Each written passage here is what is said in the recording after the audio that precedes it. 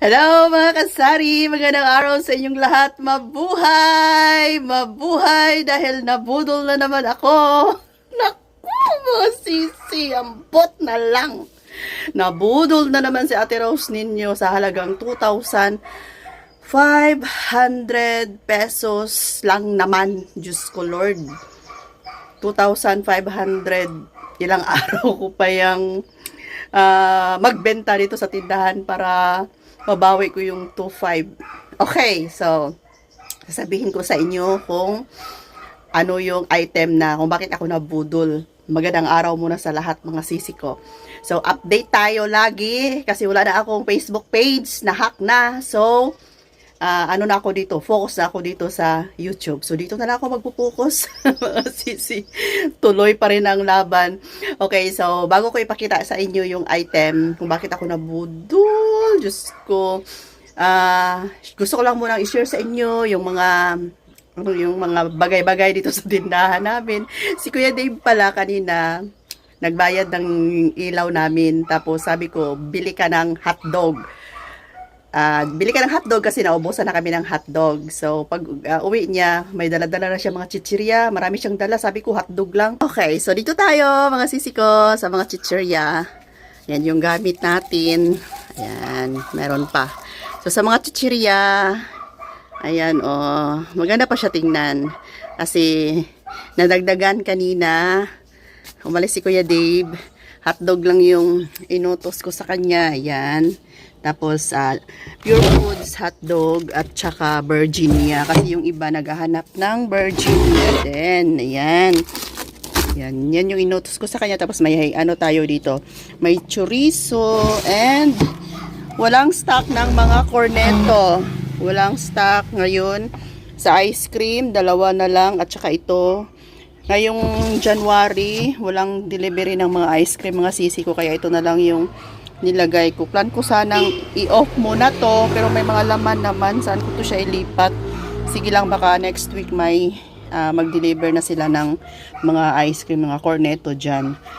So, sa ating mga chichirya, ayan, thank you Lord. Puno pa, daming laman.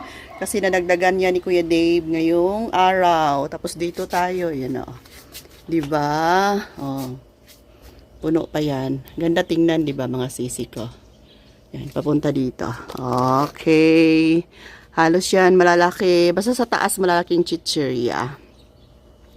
And katatapos ko lang din, ikot muna tayo saglit dito. Katatapos ko lang din nagsabit ng mga powder. Ayan. Powder natin. Tapos dito tayo sa likuran. Kasi dito nakalagay yung ating mga soap powder. Yung mga nabili ko, sorb nga nakasako. Ayan, nilipat na ni Kuya Dave sa box kanina. Tapos yung iba ay dito na sa likuran. Hindi ko pa tapos na ano lahat. Ayan, nalipat ko na siya. So, kunin ko yung item na nabili kong na nagkakahalaga ng 2,500. Naku, ngayon ko palang naisip. But, sige lang, ibenta ko na lang to. Ay, nako, kaya mag-isip ng 100 million times bago mag-decide talaga. Pero, nag-usap kami ni Kuya Dave na kung pupunta man sila dito, hindi ako papayag or anong tawag yan? Yun na nga, hindi ako kukuha kung ano man yung item. Kasi yung friend ko, yung mother ng classmate ni Kring, bali best friend niya mga sisi ba, mama ng best friend ni Kring, shout out kung nanonood man siya ngayon, nag-ano sa akin na gusto nilang pumasyal sa akin dito. Siyempre pumayag naman ako kasi kaibigan, di ba, kaibigan ko rin. And, yun na nga, pumunta sila dito kahapon, dala-dala tong item na to. And, pinakita sa akin. So, comment down below kayo kung na-try nyo na ba to. Maganda siya, mga sisi. Okay naman siya kung may pera lang. Kung yung may mga extra money tayo, ayan, okay lang siya. Kasi pwede naman natin siyang ibenta and Maganda naman siya sa katawan.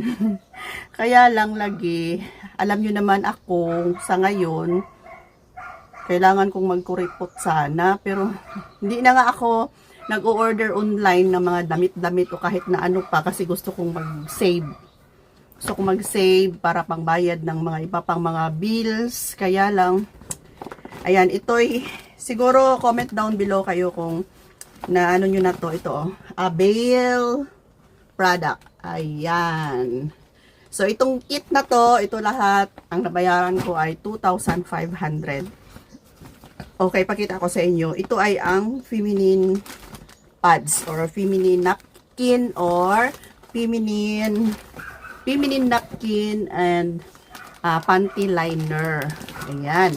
Actually, maganda siya gamitin mga sisi ko. Maganda siya gamitin kasi may mga benepisyo siya. May mga gamot sa loob, parang herbal.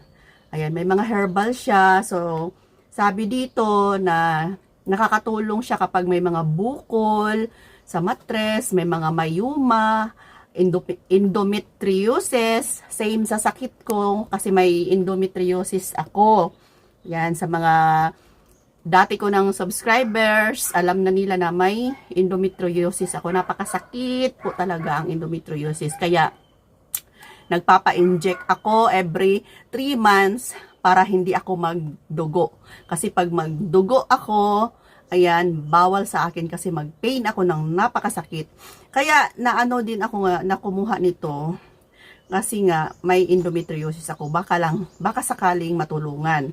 So, schedule ko sana next month na magpa-inject. So, hindi muna ako magpa-inject. Try kong gamitin itong kanilang pad na panty liner pad at meron din silang napkin.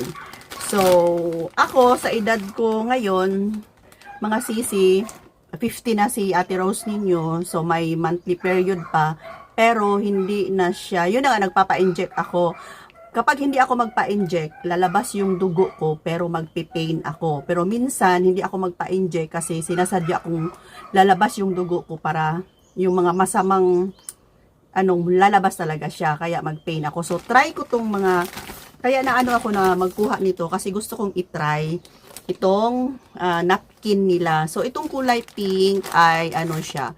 Ang kulay pink ay heavy flow. Ito naman ay yung pang-araw, ito pang-gabi.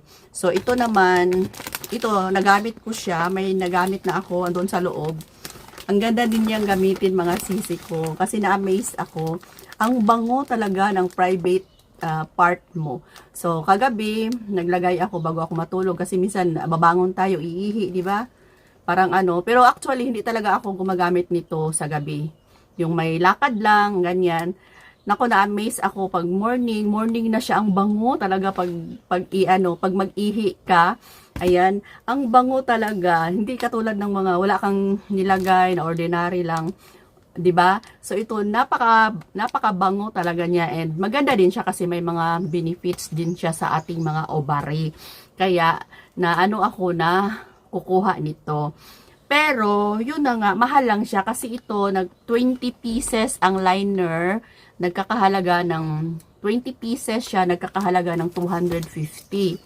So 250 divided by 20, so nasa 12 pesos. Pero kahit na 12 pesos siya, okay naman. Kaya lang, alam naman natin, sari-sari store, kung ano pa yung pinakamura, yun yung bibili ng ating mga suki, di ba? Kung ano yung pinakabarato, yan talaga yung hinahanap nila.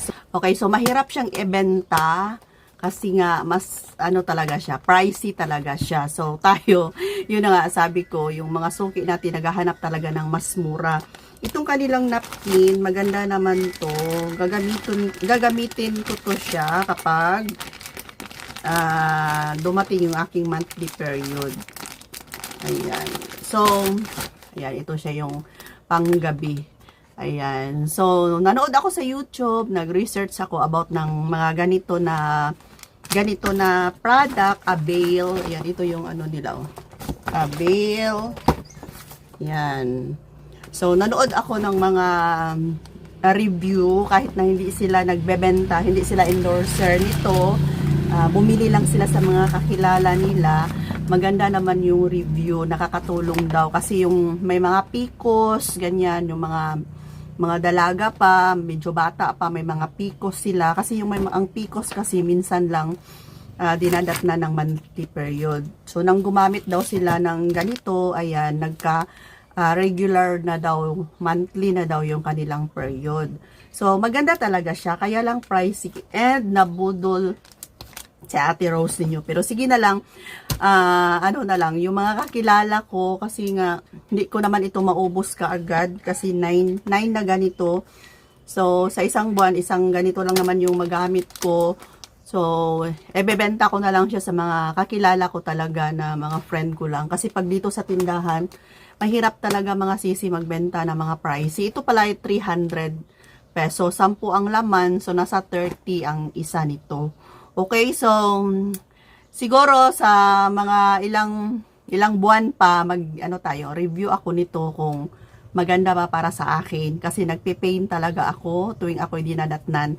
Kaya nagpa-inject ako every 3 months para bawal ako magdugo. Pero ngayon gusto kong ilabas lahat kasi nga tumatanda na si Ate Rose ninyo, gusto kong ilabas lahat. So mag-observe ako kung hindi ba ako mag-pain kasi magpi-pain talaga ako.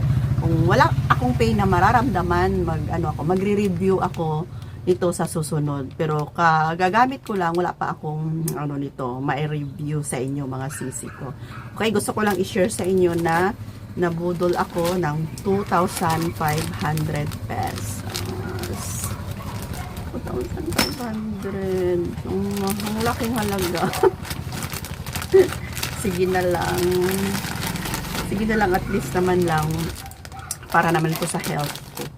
Gumagasto nga ako ng mga binibili ko na mga kahit ano lang, 'di ba?